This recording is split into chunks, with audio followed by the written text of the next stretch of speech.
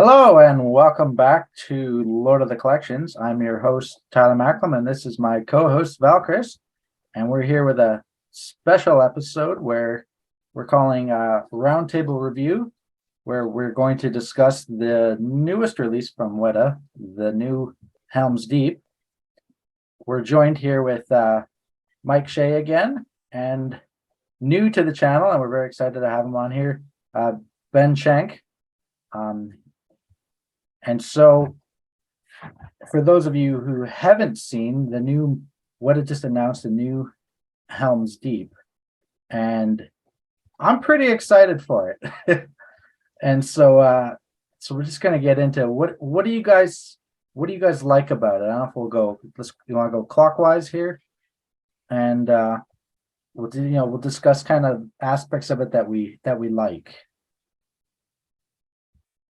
I mean, I'll jump in. I've been watching the videos, the small like snippet videos on Facebook, and at first I think we all thought that it might be round, like the Argonath. It was like a weird angle at first, and then these new pictures that we're looking at on the website, it's more of a footprint, like it reminds me of Minas Tirith, Minas Morgul, and Rivendell. But when I look at the size, it's bigger. I have Bilbo and Bag End and I haven't opened it yet, but when I look at the size between the two, it's basically the same footprint of Bilbo and Bag End, but I think close to 2 inches deeper front to back. So, but to your question, as far as what do you like, I don't know what I don't like about this one. It's just certain things that just hit you differently. Like there's new pieces that come by and I could say I could have it, I could go. I made a conscious effort not too long ago that I'm gonna stick to environments. And of course, the next thing that they release is a big environment, right? So it's like looking at this, looking at the pictures. I don't mind the lighting. I honestly don't mind the detail that they added in the back, even though once I display it, I'll probably never see it again, if I find a place to display it. But I'm so far, I'm all in on it. I like it. I really do. What do you think about it, Ralph? Well, let's see here. We'll go down the list of what Mike said. So that's the size. I think somebody mentioned on the forum, might have been Andrew actually, that the footprint is the same as Smog the Terrible, which for those of you that own it, it is pretty large. So yeah, I think there was definitely a bit of confusion when we first saw it. I wasn't convinced that it was round. The structure itself, and if you have the old Sideshow Weta version, just doesn't lend itself well to a round base. No. So I kind of always had the thought that it was oval, and I see that, that was correct. But my initial impression was that the deeping wall looks a little short, like in terms of length. I don't know what it is, but maybe I'll have to just go watch the movie again. But it seemed like a lot longer. But sometimes the way that they use the cameras in the film and the perspectives could make something seem quite lengthier than it is. And I feel like it could have used another, I don't know, few centimeters more of length there. So other than that, I mean, I love that they added more of the mountain backside to it than the original does. I love that there's actually some color on it on the ground, which the original sadly lacks. It's just one big gray featureless sculpture. Right. So I mean, there isn't much more you can add to a fortress that's essentially just carved and built out of the mountain. It's going to look one tone. Right. But the fact that the ground has a bit of color now, a contrast, that's pretty cool. Yeah. Size-wise, yeah, I mean, this is an amazing upgrade. Whether or not you have the old one, I mean, if you don't, this is obviously the version that you should be going for, unless space is a concern. And even if you do have the old one, in my case, I think this is still pretty sweet. Pretty sweet, yeah. Yeah. As far as the lighting, that's where I I'm not on the same page as Mike, as well as the back, because I feel it doesn't really add enough to this piece to justify it. When you take something like Minas Morgul, where the light that shines up around the walls, it's just, I mean, it's immediately one of the things that you think of when, if anyone mentions that city, and the imagery in the movie is so powerful with the green lights, that you just couldn't have it without it. Right. Even with the statue, even with the lights turned off on that environment, you can still feel its presence just because of the amazing paint job that they did on it. And when you turn those lights on, then it just takes it to a whole other level. For this one, I mean, at the front, I feel like the lights do enhance the back if you're going to be able to display that, because then you can see the hall inside and everything else. But at the front, I mean, you get those lights in the windows, and that's it. Yeah. And I've seen models and sculptures where they paint windows in such a way that they can make them look just like that. Like the types of paints and techniques that you use these days, you could get that exact effect without having the light. So, right. To me, unfortunately, I just feel like it's going to add a lot to the price. That for something that is just doesn't enhance the statue that much for me, really. Whether the lights are on or off, it's nearly the same from a distance. And all the detail in the back, Weta's got in this habit now of, just taking the backs of their statues and doing a lot with them, which, I mean, it's cool because you get to see more of that environment for sure and be reminded of the places that you saw in the movies. But again, most of us are not going to put this in a position in our collection room where we can easily view that.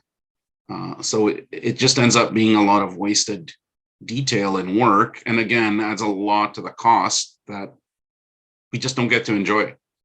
And being a lit up statue, then you have the issue of the cord. So it's not like you just put it on a turntable and you spin it around and show it to your friends. Ooh, let me just unplug this here, or just leave it unplugged all the time, which brings the point of, like, why do we have the lights if I'm just going to have this unplugged? So anyways, do I like it? Absolutely. I love environments. I love Helm's Deep. I love the much bigger size. I do think they could have gone the route of offering two versions, right? One with all the bells and whistles and one without, just to make it a little more affordable, which firmly puts me on the wait and see side of the equation, because I don't think this is going to be very cheap at all. And these things are getting, I keep saying this on every episode, but they're getting very, very, very expensive, and they really need to justify the cost of being in your collection. And when they keep adding little things I don't feel are worth it for me, I don't know. All right, that was a long rant. Over to you, Ben. No, I agree with a lot of what you said, but I actually really enjoy the back. I kind of get off on those when they, make something that, you in your mind, you have an idea of what it would look like. Obviously, we've seen some of it in the movie, but I kind of enjoy the fact that they've added the extra details on the back. Being that said, I think I'm kind of crazy, and I might get two of them. To display it from both directions, because this will be extremely difficult piece to move, like you said, because I mean, that's another issue. Like, where's the cord going to go? How are they going to try to hide that? When they, have essentially made the whole statue something that, could be viewed. So that'll be interesting to see where the cord actually comes into play, because they don't really show it in these pictures, where the connection point is. No, right at the bottom. Hopefully. Yeah, underneath. Yeah. So, I mean, that's something, but I don't know. I mean, when I saw that they did that, I was pretty excited. Because I think that's pretty interesting. And I always was a real big fan of the original, Mines of Moria. It kind of has that vibe to me. Like an anthill or like an ant farm kind of. Yeah, exactly. You kind of look deep in there and you get to see all the paths. And I don't know. I mean, obviously you got to get deep in there to really look at it because it's not very, even though it's a bigger piece than that, I think it'll still be difficult to look in there and see. But Mhm. I don't know. I'm intrigued, but like Valkyr said, or Rafa, the price is probably going to reflect all this additional detailing in a way that pushes it. Who knows? I mean, I think this piece is pretty desirable. I think we're going to see somewhere close to maybe 1,000 pieces like we did with Bag End, but I don't know. Maybe not, but we'll see. Yeah. Yeah, it's interesting going back to like when you think of Helm's Deep, you were saying about how you don't think of like lights. And I tend to agree. When I think of Helm's Deep, I think of rain. Yeah. That's and it doesn't look like a warm, inviting place. It's a grim place. And Yeah. I know that's a big knock on the original Sideshow Weta one, is it's just gray and it's boring. I mean, and that's a fair, but I mean, it's a gray, boring place. There is a bit of a green kind of, you get a bit of moldy, lichen, mildewy kind of sense in the movie, that isn't there in the Sideshow Weta version, but yeah, so what are you guys' thoughts on Weta potentially offering like a collector's edition and then a regular edition, one where the collector's edition has all the bells and the whistles, lights. They've got, the back detail, and then a more stripped down, simpler version for the guys who want this in their collection, but they're not interested in paying that extra dollar for, extra rock, extra lights, and the size, that takes up. You guys think that's something Weta should look at doing, or is it good the way it is? I think they attempted to do that with Bilbo and Bag End. They had the full size version, and then they just had him at the table. I think an environment like this, I want to think that the mold is one big piece, so shy of physically sculpting two separate models. And like Ben said, I think Weta has an idea of how many pieces they would like to sell. Like, I think, in most points, if they know it's going to be a hard number, they'll put an addition on it. Like one of the master collection pieces, they'll just do it and they know that they're going to sell that many. I think they got their butt kicked a little with Leaf Lock. I don't know that, they expected only to sell 300 and some of those, but I think you can absolutely look at it both ways. There are people out there that will buy this. Like me and my daughter just watched The Two Towers this past weekend. And there's a scene when Eowyn's frustrated that she has to go in to the cave because they're breaking through, and she wanted to be there to fight. Well, as soon as she turns around and goes down that hallway, you could see the flickering lanterns and the light, lighting up that interior. And one of those sneak shots that they showed on the Facebook page was the inside of that hallway with the light. And they explained that they're going to put LEDs in there that flicker to mimic the actual flames right there. That's exactly the shot that's in my head from just watching it this weekend when they're running down there trying to get away from them. So that for me right there was a good shot, because I had just reminded myself this past weekend of that exact hallway in that almost exact same shot. I think it would sell both ways. I don't know how, like what proportions or stuff like that. Obviously you could never know that, but and I mean, if they were to offer two versions, would you say to do it an open edition on the lesser value and then still the 2-week timed edition or 4-week timed edition to set the edition number on the upgraded version? Yeah, right. Yeah, my thoughts on that were that I do wish Weta would kind of embrace that idea a little more moving forward. I think doing it with Bilbo and Bag End was a great option for folks to, own the spirit of the piece without having to pay the premium for the entire room, which is, awesome. But again, space and money. So, and they also did that with Bag End. Yeah. They did just the front door and two of the windows. So it's the exact same scale, but you just get that one little slice for those of us that just couldn't go in on the big piece. So I think it would be great if they would do that for the customers a little more and then offer two versions. One that's a little more on the affordable side that doesn't include all of these add-ons that we may not think are necessary. So when you think of a piece like this, you got to wonder, well, what could they possibly cut out? I mean, it's Helm's Deep. You need all of it. All I would do here is that, Tyler, if you want to go to the shot where you can see it from the side. Yeah, I believe it's that one. You can see a seam there. Okay. Yeah, running from the base, going slightly up at an angle and then straight up to the tower. So you can see that the sculpting in the back, and from some of the production shots that we've seen that show more of the seams of how they've put the statue together. I think they could easily have a version where the front looks exactly the same. You're getting the entire fortress, and including the height of the rocks and the mountains. I would leave all of that, but the back piece, since you could just slot in the one for the special, what would be like a special edition that has the lights and the caves and the inside of the halls, and one that is just a plain featureless block of polystone like you have on the traditional environments that we've gotten so far, where there is nothing in the back.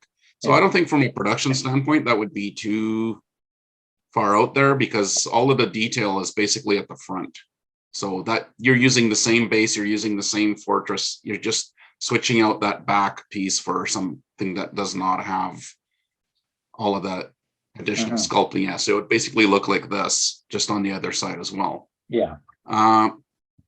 So they could have that cheaper version be an open edition and make it more affordable for folks, and then have this one here. I think in that case, instead of doing like the 2-week time pre-order, I would almost just set like an edition size. Like, okay, this is our special edition. It's got all this amazing detail and these lights, and here they are, and there's 500 of them. And yeah, you're gonna pay a premium, but grab them while you can because they won't last, type of thing. And if you miss out, or if you don't want this, you still have the other one that you can fall back on, and it'll be like $200, $300, $400 cheaper. So that would be my way to go with this, and with other pieces moving forward, hopefully. Is Ben, on the back of a Bag End, is it kind of that black on the new Bag End? Is that, or is it sculpted back there? No, it's just a solid black. Okay, yeah. And it's a flat back. But you wouldn't be able to abut it to a wall because of the cord there. Oh, okay, yeah. Which I kind of, that's something they need to work on, I think, is telling us as collectors where those cords are going to be going. It would make a lot more sense when you're trying to coordinate and figure out where you're going to display a piece, knowing that information. Right. I know they don't look the greatest, but it's helpful when you can see it before you get the piece. Because you really can't display that piece against the wall if you're going to use the light feature. Right. I mean, you're going to need a decent amount of space. I would say 3 to 4 inches. Yeah. So, and it's already a big piece. I mean, you're going to need at least 24 inches of space. Saw your picture. That's almost as wide as your glass cabinet. It's almost as big as Gandalf on cart.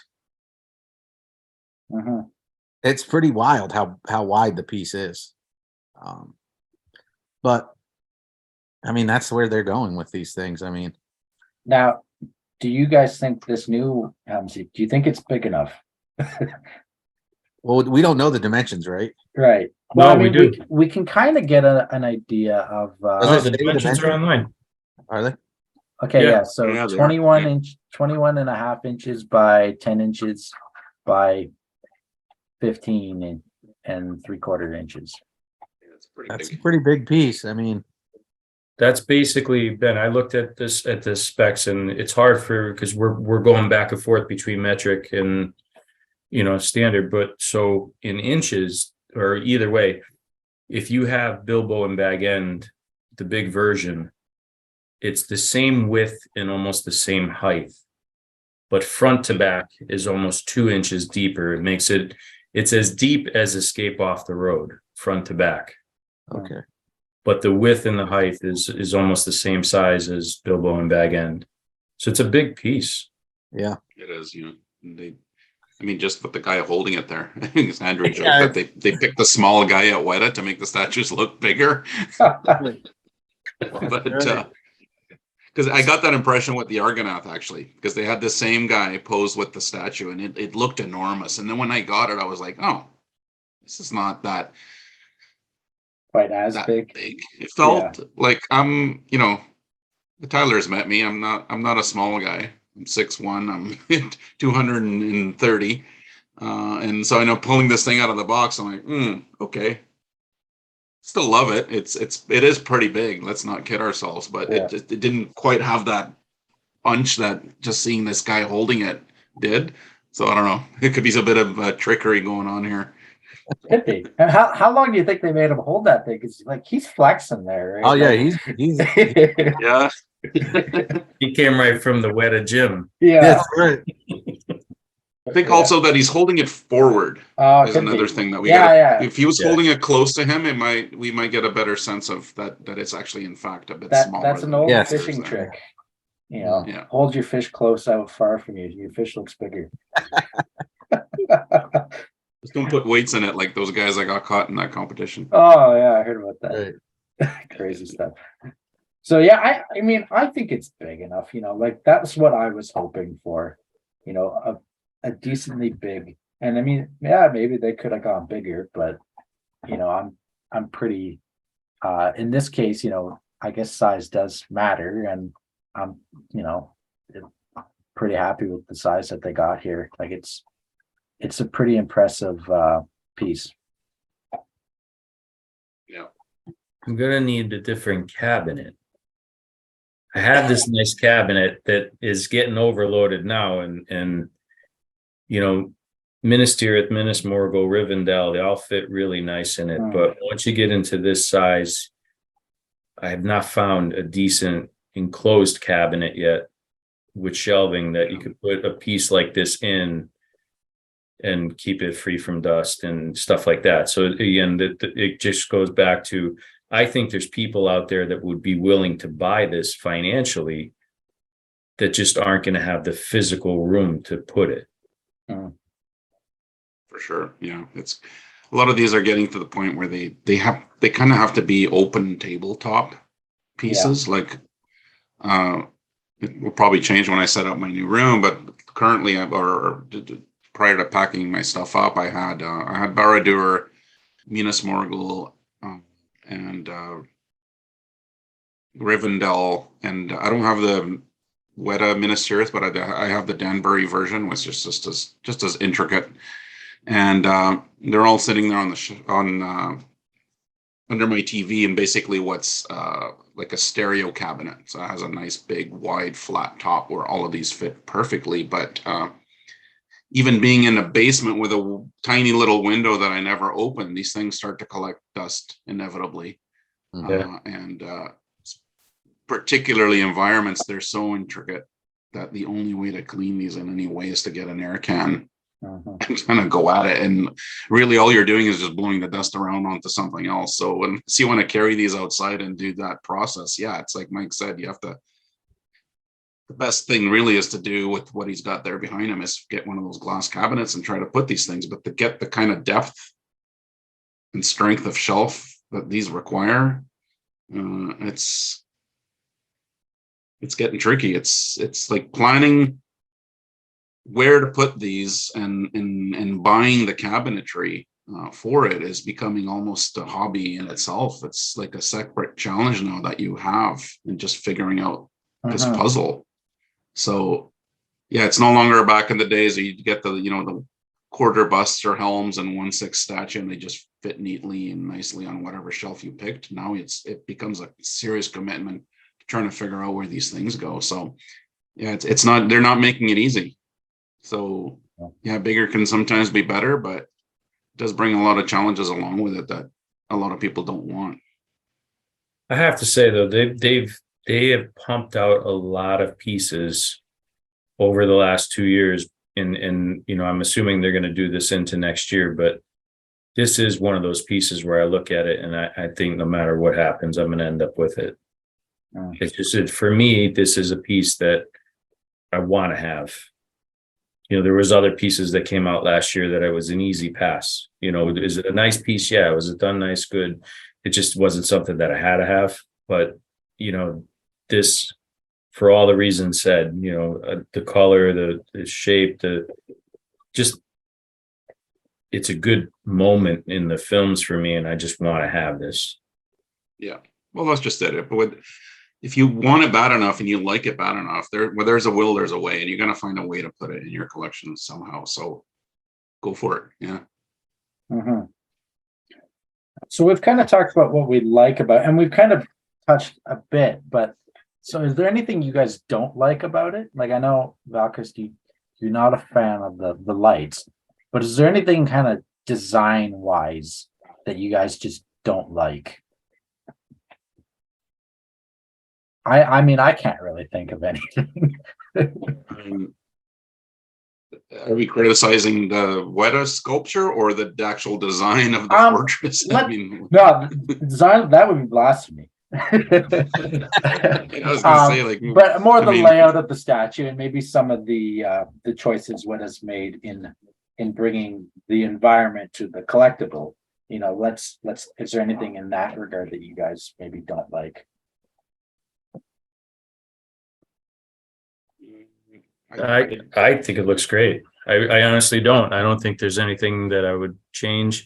I'm trying to look deeper in on the side where Aragorn and Gimli snuck out when they were busting through the gate to see if the door is there. If the little door is over there. Exactly. Yeah, the door that they snuck out.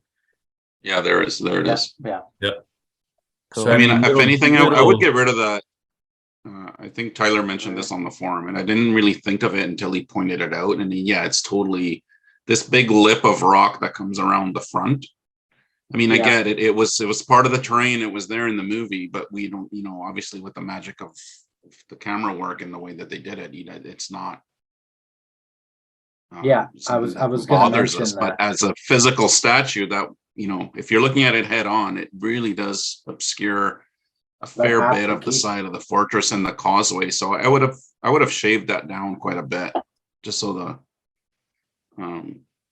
you know, assuming we're probably going to put this on a shelf that it's slightly below our eye level, or considerably below our eye level. And, there's not many things that we usually display up high. I mean, again, using the cabinet there behind Mike as an example, things that I typically put on my top shelf are things that you can, you know, easily view and admire just from that you don't need to go and look behind or from the top to kind of get a sense of what it is. This is definitely something that you need it to be at least at minimum chest level or lower. So at that point, it doesn't become as much of an issue, but I do wish that big hunk of rock wouldn't be there, like that big thumb. I know. Big thumb sized. That piece there. Yeah, because when you look that's about my only complaint really with the way the whole thing is put together. And then I don't know if, like, on the rock on the back, it does kind of obscure, like the Hornburg, the tower, it does kind of blend into it a bit. You know, like it kind of just disappears a little, you know, depending on the angle you're looking at it. But I guess, you know, that's just also in part just how the statue, you know, and the castle actually is, right? So I mean, they maybe could have stripped some of the rock, but I mean, even in like this angle, you know, that tower, you're not having a hard time seeing that, you know. I like that they cut it away like in a V shape there, so you do get to see And I think they did that on purpose. Oh yeah, definitely. Yeah. Yeah. Yeah. And like some of the stuff, like I'm so glad they went with a larger scale too, because like you can see the grading in the little culvert. You can see Yeah, that the there. metal grate behind there. I was Yeah, just looking at yeah. that.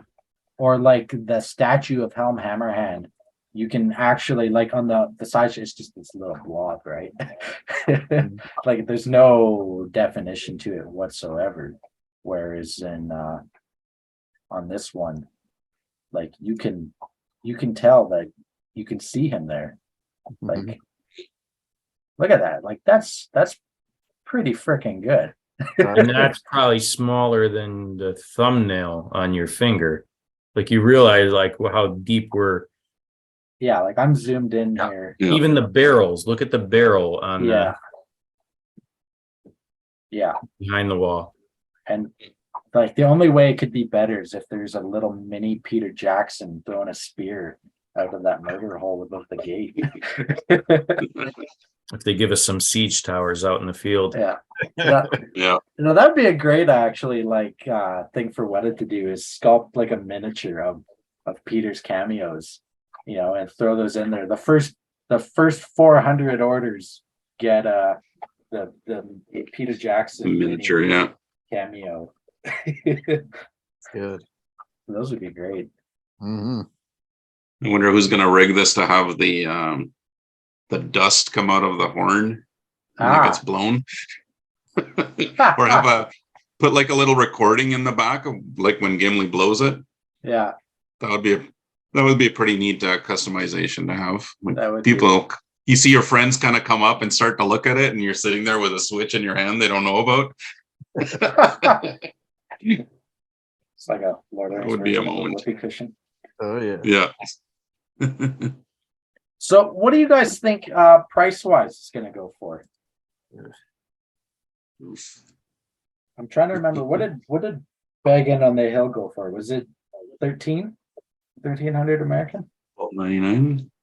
Bag Can't End remember. was $11.99 Oh, and Bilbo was $12.99. Okay. Like logically, Yeah. I'm thinking it's going to be around there, 12, 13.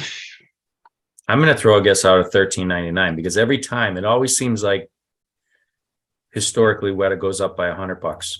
Uh, There's Yeah. always something. It just seems like it's never the same, but you know it's been a little jump. So, you know, Bilbo didn't have any lighting features, but it had 100 and some little props. So Bilbo was more expensive than Bag End, but Bag End, like Ben has now, has all the internal lighting. You know, it has some bells and whistles, but it's a lot of grass. It's still a lot of sculpting to be done.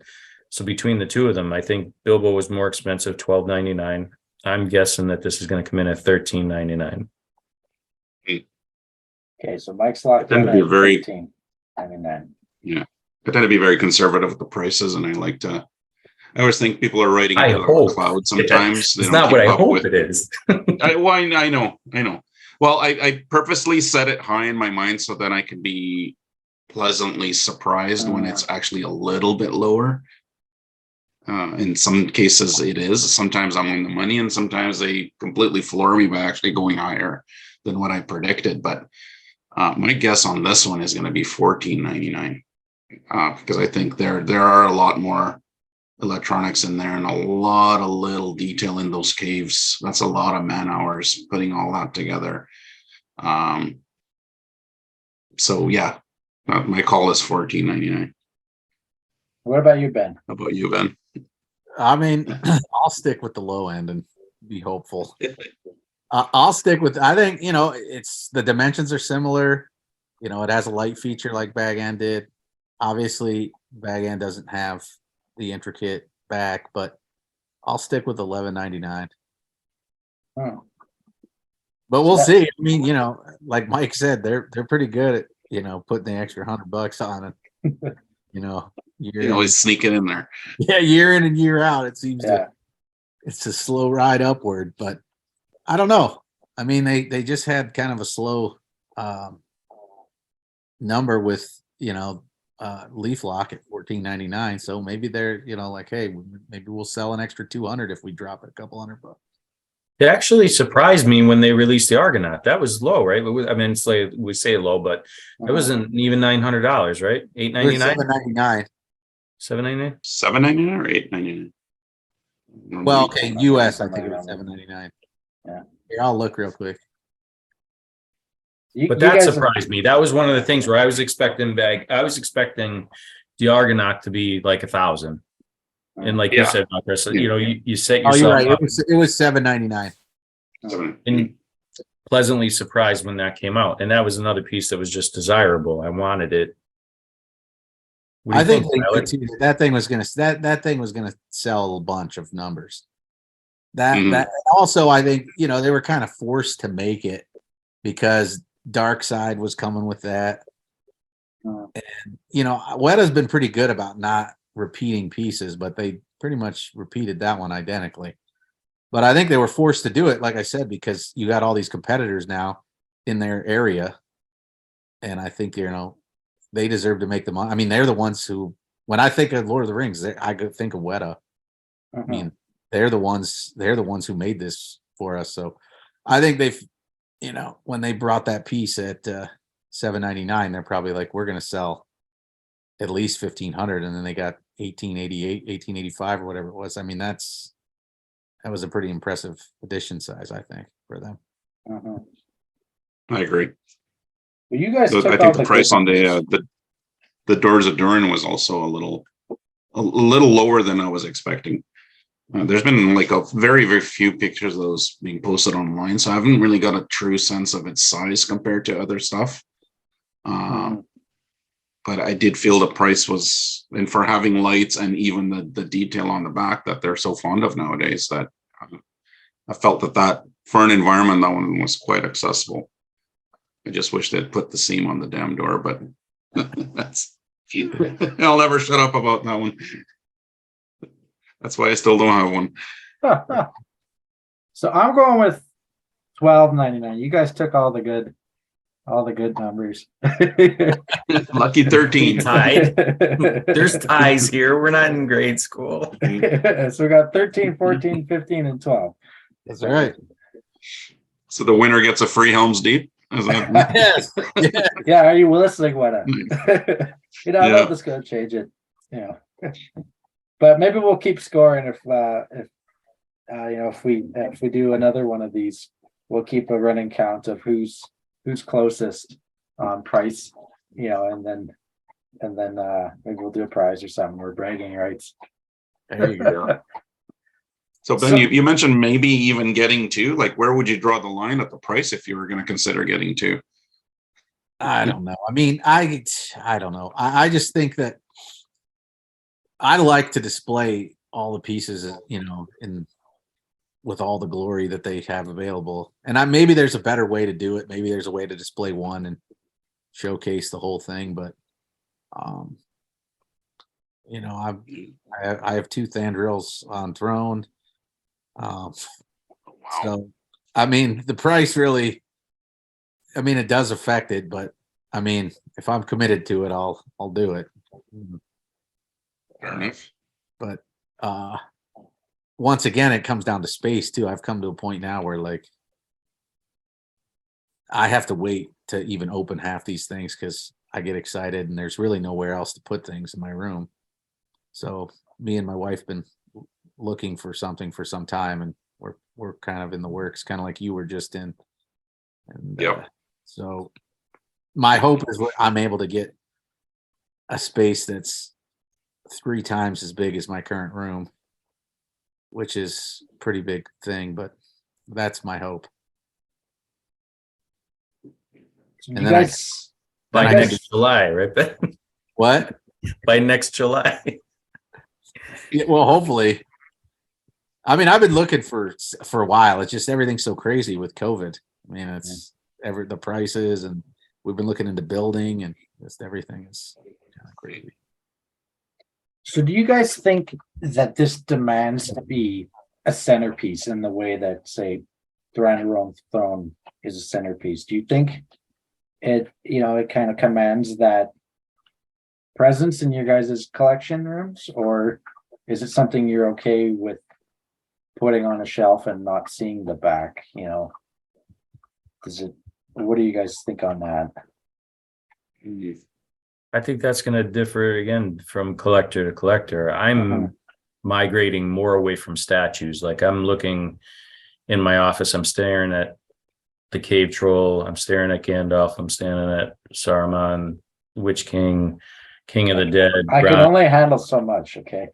You know, I'm staring right at them, and I'm already around. I think I want to look at this. You know, like I would want this front and center. I don't know that I would bury it, even if I could fit it in the cabinet behind me. Something like this, you know, like under my TV over there, I have Escape Off the Road and Gandalf on Cart, and I enjoy coming to work and looking at those every day. You know, this to me would be upwards of those ones, but again, I'm migrating more towards environments, so I'm going to be more partial to this versus somebody who is way more into statues and doesn't collect a lot of environments.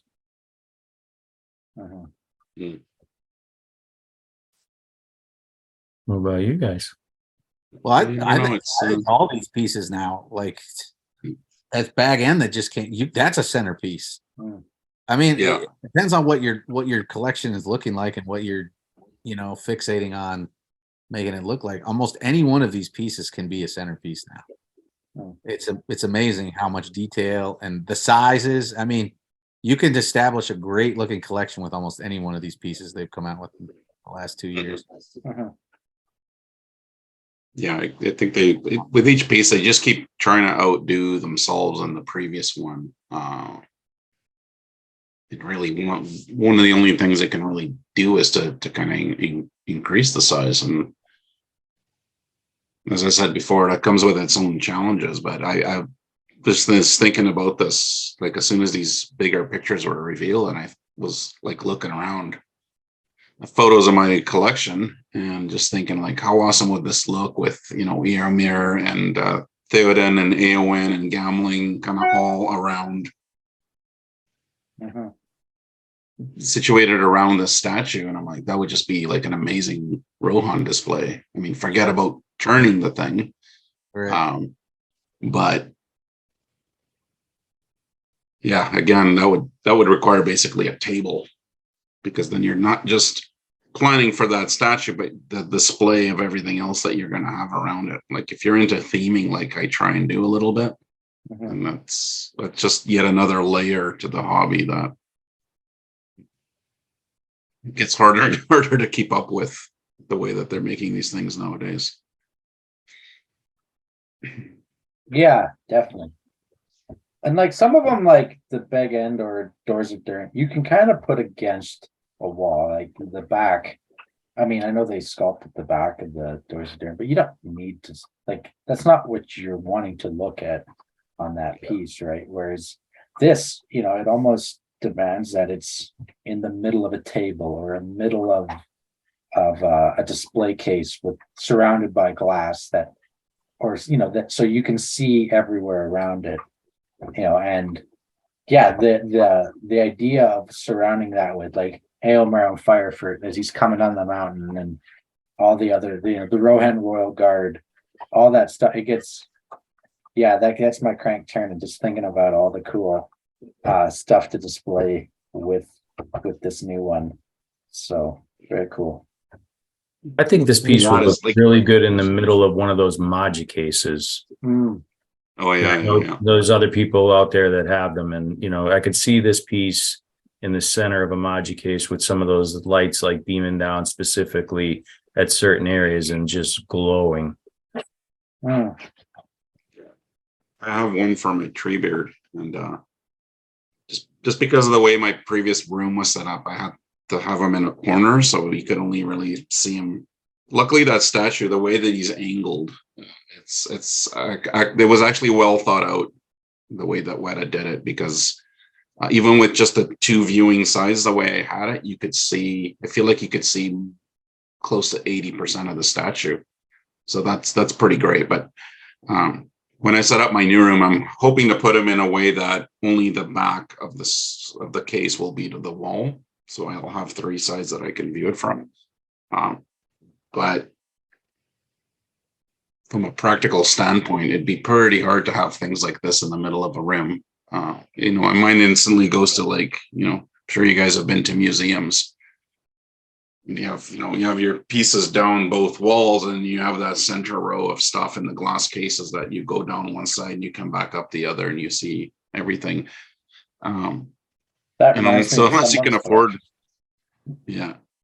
something like that, it's just, see, that's the thing about owning this piece now, the way that it is and the way that I know that I would have to display it, is that it would actually irritate me a bit, to be honest, to know that all that amazing detail is sitting there on the back and I don't have a convenient way to show it to people or even to see it myself. Because say I went with the idea that I just mentioned a few moments ago and I surround it with other statues, like, that's extremely inconvenient and also, dangerous. Start moving statues around where I'm just like, let me just turn this so I can see. And then plus it's an oval, it's not round, so that, again, it's going to need that sort of wider turning radius in a way. If you get like a Lazy Susan turntable, that would be one way to do it. And you just don't even have to get a motorized one if you don't want to go that route. So you just put your hand on it and spin it, and you can easily see the back. But again, forget about having it plugged in all the time if you do that. I don't know. Yeah, so I'm just one of those people that it would just eat away at me. Like, I spent another $300-400 on this feature, and it's just sitting here against the wall, and I never see it. So I don't know. Different things bother different people. I think I would be always thinking about, I can't show half of this piece the way that I want to, so that would bother me. That's fair. I agree. That's why I need 2. What about a mirror? Have you thought of doing a mirror display? Yeah, that might be a more civilized way to do it. And like you said, like, it'll be hard to display it in the middle of the room too. With it's going to have power. Yeah.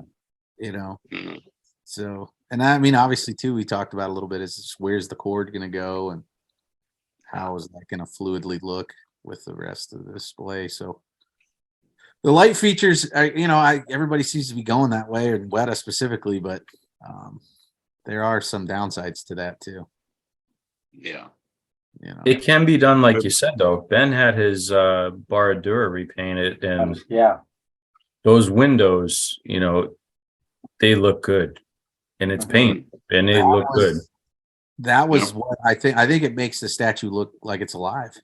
It does. Like so much better. Like Raph said, I mean, you get that effect, gives it like, you want to look deeper in there, and it's just as good as if it was an illumination from a light with inside it. Yeah. Mm-hmm. Yeah. That's definitely what I wish they would have done. And it would be cheap. What is the on back end? Does it have a switch? Does it have a little short cord? I feel like their first and best one was Minas Morgul. They actually put a dimmer switch on it that turns on and off. And it's got a complete cord with a plug, the adapters. I'm like, this is great. They thought of everything. It was an expensive piece, but it didn't break the bank, and it just added so much. And I feel like ever since that they've just kind of gone a little bit in the opposite direction in terms of value. The next one that I got was Sauron. And while I think the effect of the lava on the base it actually surprised me when I turned it on. I thought it's going to be one of those things again where I thought it looks neat, but how much does it really add to the piece, and how much money did it add? When I turned it on, I'm like, okay, this is cool. It's actually really well done. And if you dim the lights in your collection room, then it's cool. Sort of gives that glow up his legs there. That looks pretty amazing. But then I was looking at the cord, and it's this tiny little thing, and I'm like, yeah, man, there's no switch. People that have gotten Doors of Durn reported the exact same thing, and I'm like, okay. And then that's one that I definitely feel would benefit from having a dimmer. Although someone said that apparently it kind of flickers in and out a little bit, Uh, and that's supposed to be intentional. But so back to my question to Ben is, what does Bag N have? Short cord, no switch? Actually, I got no cord with it. What? Yeah, I had to come up with something of my own. I don't know if it was like just not in the box or what, but I didn't get a cord. That's a little strange. And it's just here, I can show it to you guys.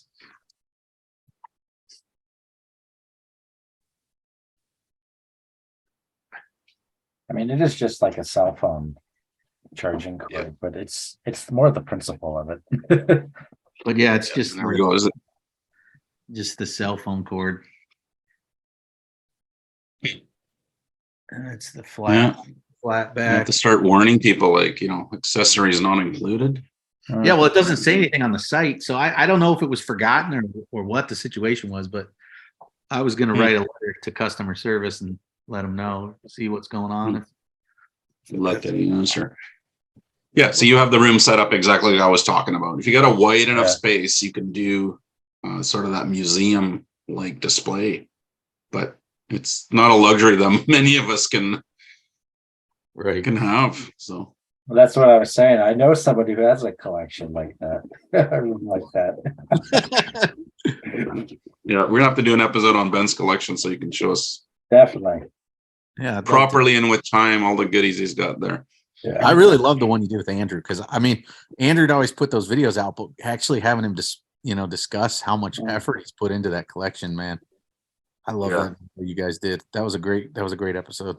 It was quite the privilege. So, what would you guys give this an overall score of out of 10? 10 being perfect.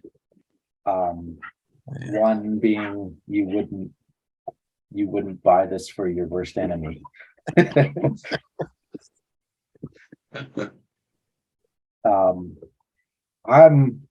Since I got to go last on price, I'm gonna give it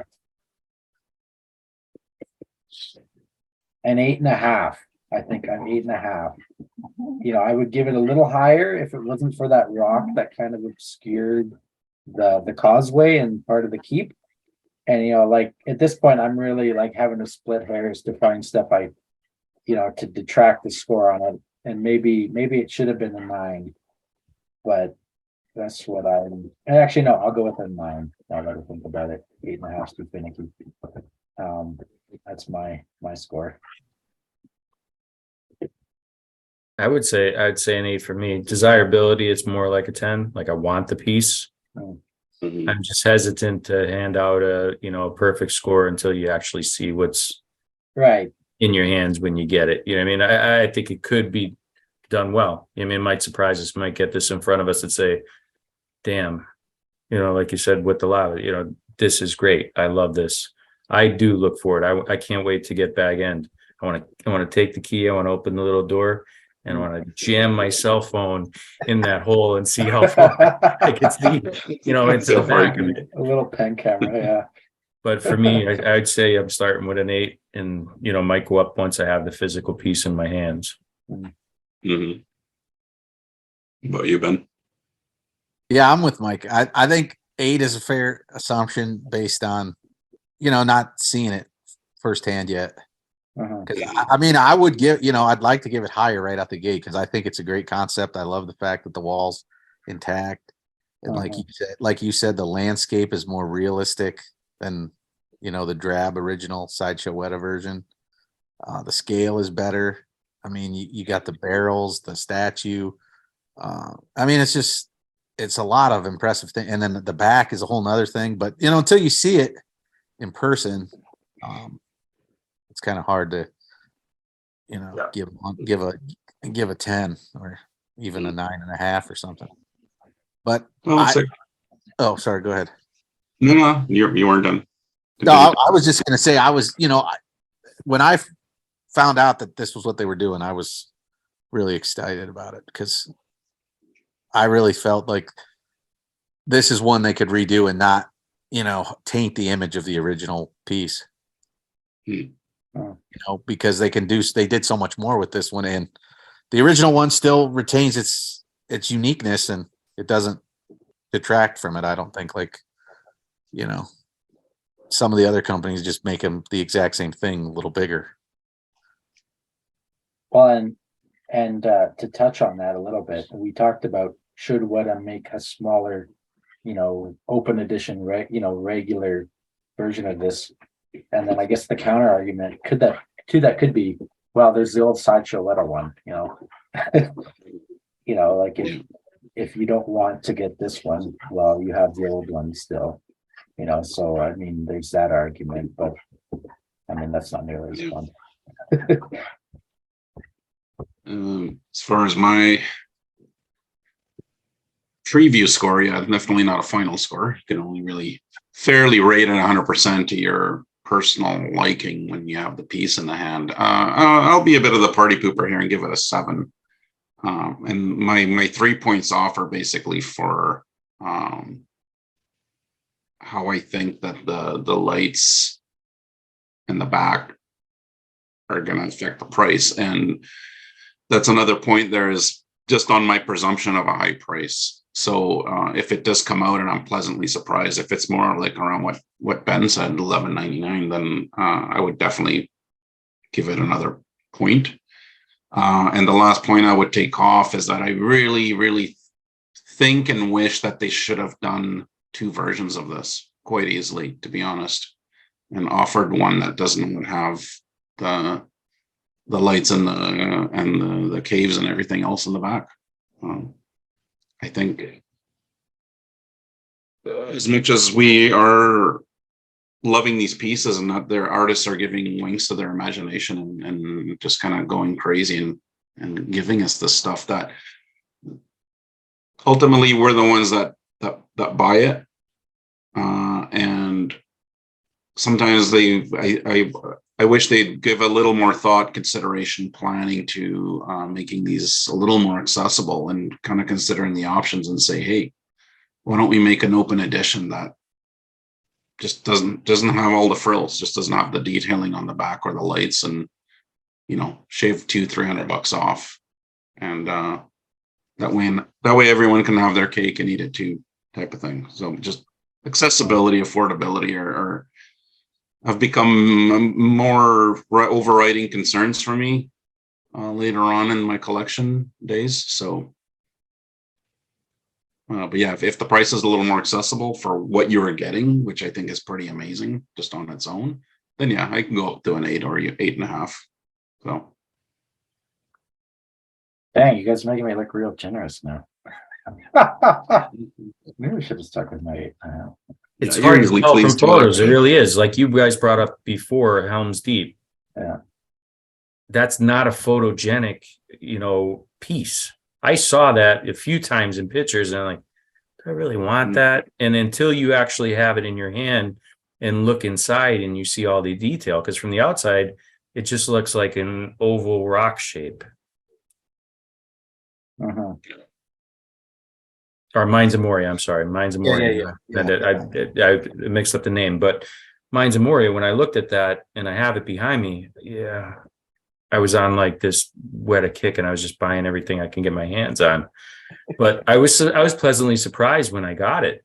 You look inside it, I was really happy with it. But if you just look at pictures of that from the outside, you can't capture like what's going on. So I'm really interested to look in the caves in the back and see like, what's in here. I'm interested, in seeing every part of it down behind the wall, I don't know. I look forward to it. I'm curious that you say that because before we see it, probably a year before we would get our hands on it, right? Oh, at least. Yeah. But back when I got into I started collecting the United Cutlery stuff like right from the go, but the Weta, I got into it a little bit late, just about a year or two before they broke up with Sideshow and went their own way. So I was pretty late to that game. So when I started to collect or hunt down on the secondhand market all the environments that they had done, the only one that I did not buy, it was the Mines of Moria. And it's exactly because of the reasons you said. When you just look at it, the pictures, I wasn't that impressed or blown away. And part of the reason as well is that I've never been a big fan of partial environments. But like with all the old stuff that you had, the Weathertop and Bucklebury Ferry, Ammonhen, Helm's Deep, it's, you're getting the complete environment in a sense. The entire structure is there. So you can look at it and immediately recognize what it is if you're familiar with the movies or even Tolkien. But when I looked at the Mines of Moria, I just looked like this big lump of orange holystone with, obviously you do a deep dive, and even in the photos you can see, oh yeah, that's where the Fellowship came down, and there's the bridge and this and that. But it was still, like Tyler said earlier, it's like too much of the anthill thing, and you kind of have to turn the piece around in a whole bunch of different ways to look at it. So I do feel maybe that was an unfair judgment, because environments, that's your thing, Mike, and you got a pretty good eye for all that stuff. So for you to say that you kind of felt that way at first and then you got it and it changed your mind, because so I made me wonder, like, should I try and find that thing, or it's pleasantly surprised. It was, because I look at a lot of details, and it just was one of those things where it just felt, I don't want to say ugly, but it like non-necessary, like you could take some styrofoam and create it in an afternoon. You just discount it because of what you're looking at from the surface. And then, when I got it, I opened it up, I looked down, I saw the bridge, I saw the staircase that, fell apart, that Frodo and Aragorn had to, jump to save their lives before, like just so much inside the inside of that thing that I was happy. And I got that. That was an eBay deal that, was a steal. I didn't even think I paid $150 for it. Like, and that was within the last 2 years. It was just a lucky auction. You just happened to be on it. Maybe people were sleeping or whatever was going on with it, but I got it really reasonable and was pleasantly surprised when I got it. I'm in the same boat with that one. It's not an environment I'd want to spend any considerable amount on, but I got it for a really good deal on eBay. And I was also surprised, I enjoyed it once I got my hands on it. And what actually really brings that environment to the next level, and Val, you might roll your eyes at this, is the addition of some lights in there. Because I was just thinking that, like, if what actually did ever go back and revisited that piece and made it bigger and included a little more detail, that one would look amazing actually with lighting. I could see the value in doing that one with the fires, the glow when the Balrog arrives, just the mood lighting, the torches, everything playing off of that orangey red stone. I think that would look insane. So I'm not against lights. I need you guys to understand that. Not at all. Like I said, in Minas Morgul, it looks amazing. I think they actually did a great job with Sauron. It needs to have a reason to be there to enhance the piece. I don't think it does it for me for Helm's Deep. It does in the back, but then that's not what you're seeing most of the time. So for something like the Mines of Moria, if they were to redo it and put the lights, like, that would be insane. I think that would be amazing, because it would totally fit and really bring the piece to life. So yeah. And like, I just got, pro tip, if you have those little electronic like tea light candles, well, you just cannibalize that and you got a nice little flickering LED and a battery. You can just throw the whole thing in there, right? Depending on how you have it displayed. And it's got that cool flickering, and I'm gonna upgrade mine to a more permanent kind of LED situation. This is not ideal reaching down when they're trying to find your key light to turn it off. But I would recommend that. But I think we have kind of we've strayed a little bit away from Helm's Deep here. We've gone back under the Misty Mountains.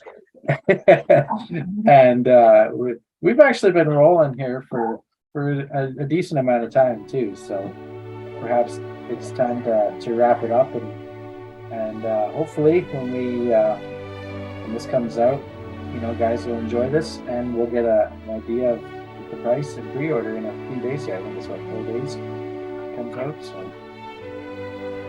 So we need to come back in 40 minutes. you need to come back and revisit this conversation after you've. After Ben. Well, I gets his guess the only collection. thing that we're finding out next is what the price is. So that's not really going to add much beyond a few. Oh, I told you so, or like no, that was pleasantly surprising, and or whether we actually ordered it or not. But pity it's probably so far out, at least a year, that we can't just come back in a few months and say, okay, so who got it and what do you think, and see whether we changed our minds on anything to do with it. But well, when the Black Gates, if we're gonna get the Black Gates here, maybe that'll be in a couple months, and we can get together again, and we'll see if our predictions on the price for helmsdeep was correct. there you go. So hopefully we can make this maybe a regular thing. Thanks for joining us, Mike and Ben, and thank you for taking the time out of your evening. Our pleasure. My Thanks, pleasure. guys. Yeah, it was a great time. Thanks for having me. Loved it. No worries. Hope to have you back, Ben, so we can take a look around your room. Yeah, Yes. I'd love to do that too. Anytime. As long as I get All some right. for my wife to hang out down here, I'm in. There you go. All right, well, thank you, and good night. Good night. Thanks, everyone. Night, guys. Good night.